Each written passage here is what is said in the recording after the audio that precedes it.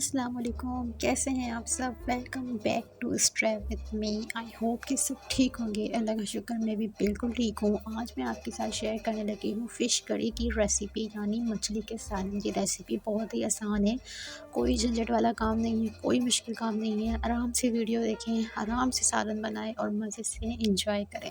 سب سے پہلے ہم نے یہاں ٹماٹر اور پیاز دونوں کچے لینے ہیں، اس کا ہم نے پیسٹ بنا لینا ہے۔ نہ ٹماٹر کو فرائی کرنا ہے، نہ ہی پیاز کو، مطلب بس باریک جیسے نارملی کاٹ کے اس کا ہم نے پیسٹ بنا لینا ہے۔ کیونکہ مچھلی فش کری جو ہوتی ہے وہ اس کا جو سالن یعنی جو اس کی جو گریوی ہوتی ہے وہ دانے دار ہوتی ہے، اس لیے ہم نے یہاں دونوں کا پیسٹ بنا لینا ہے۔ پیسٹ بنانے سے یہ ہوگا کہ سالن کی جو گریوی ہوگی وہ دانے دار رہے گی، ٹھیک ہے۔ یہاں پہ ہم نے ٹماٹر کو بھی کچا لیا تھا اور پیاز کو بھی کچا لیا تھا۔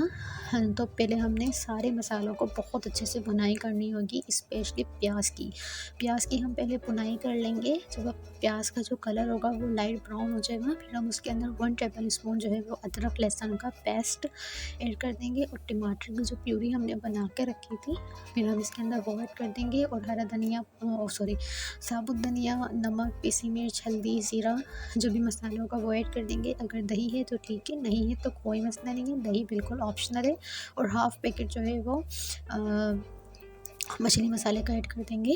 مچھلی مسالہ آپ کو ایزلی کسی بھی شاپ سے مل جائے گا، کوئی مشکل کام نہیں ہے۔ آپ نے بہت اچھے سے جو ہے وہ مسالے کی بنائی کر لینی ہے۔ اور یہاں پہ مچھلی کو میرینیٹ کس طرح کرنا ہے، مچھلی کو میرینیٹ کرنے میں کون کون سے مسالے جائیں گے، اس پہ بھی میں نے ایک کمپلیٹ ڈیٹیل سے ویڈیو بنائی ہوئی ہے، آپ جا کے اس کو دیکھ سکتے ہیں۔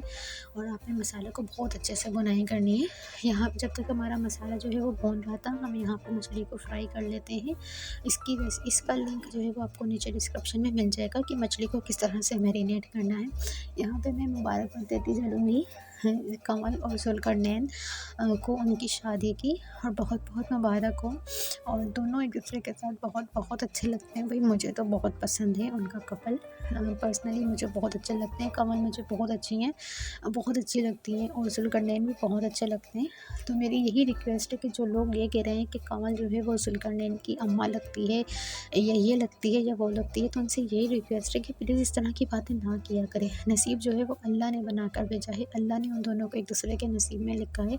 تو آپ کون ہوتے ہیں کسی کو برا بولنے والے، کسی کو یہ بولنے والے کہ ذوالقرنین کمل کا بیٹا لگتا ہے یا کمل جو ہے وہ ذوالقرنین کی اماں لگتی ہے۔ دوسروں کی خوشی میں خوش ہونا سیکھیں، اچھا خاصا تو ان کا کپل اتنے پیارے تو وہ لوگ لگتے ہیں۔